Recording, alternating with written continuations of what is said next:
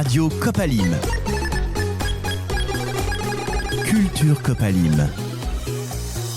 Et je retrouve Mélanie, Claire, Patricia et Eléa, à qui j'ai demandé ce que voulait dire pour elles l'alimentation durable. Nous, on a des soucis avec la canicule, la chaleur poussée, on ne tient pas les légumes et on voit le maraîcher que l'on a. Il connaît ses produits, c'est comme si c'était ses bébés, quoi. Il sait comment les conserver, il donne des astuces de comment mieux les garder. Donc pour moi, ça va être ça va être vraiment travailler local et avec les personnes qui sont vraiment à côté de nous, donner de bonnes astuces. Je trouve que le durable, c'est vraiment de créer des liens avec les personnes voilà, qui sont ressources localement, avec qui on va échanger régulièrement, de pouvoir les rémunérer justement aussi, pas de demander. Voilà, on n'est pas là-dedans, on achète, voilà, il y a un prix et on paye le prix, on discute pas.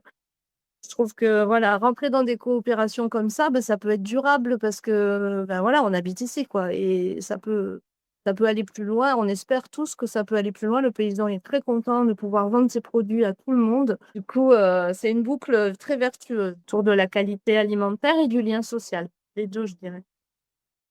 L'alimentation durable, pour moi, c'est une alimentation, je vais pas dire intelligente ou raisonnée, mais c'est-à-dire que, je vais définir un peu comme j'ai dit tout à l'heure. C'est une alimentation qui nous permet d'être en bonne santé. C'est-à-dire bien manger avec des bons produits et surtout des producteurs qui travaillent dans le respect du produit. C'est-à-dire, c'est ça aussi, une alimentation durable pour moi. Parce qu'il y a nous qui sommes consommateurs, mais de l'autre côté, il y a des producteurs pour qui c'est peut-être pas facile et tout, mais qui nous proposent des produits d'excellence. Donc, c'est la rencontre de deux mondes, je dirais, c'est plutôt formidable.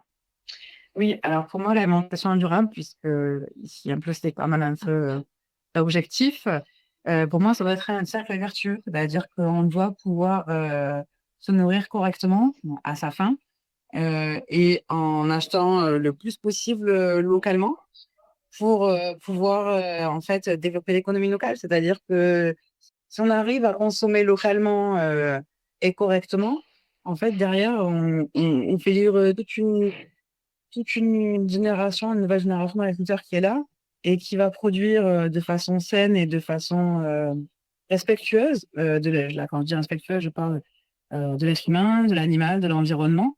Pour ça, il me semble, à mon sens, que si tout le monde participe à sa hauteur, il me semble que du coup, ça peut être que vertueux. Radio Copalim. Culture Copalim.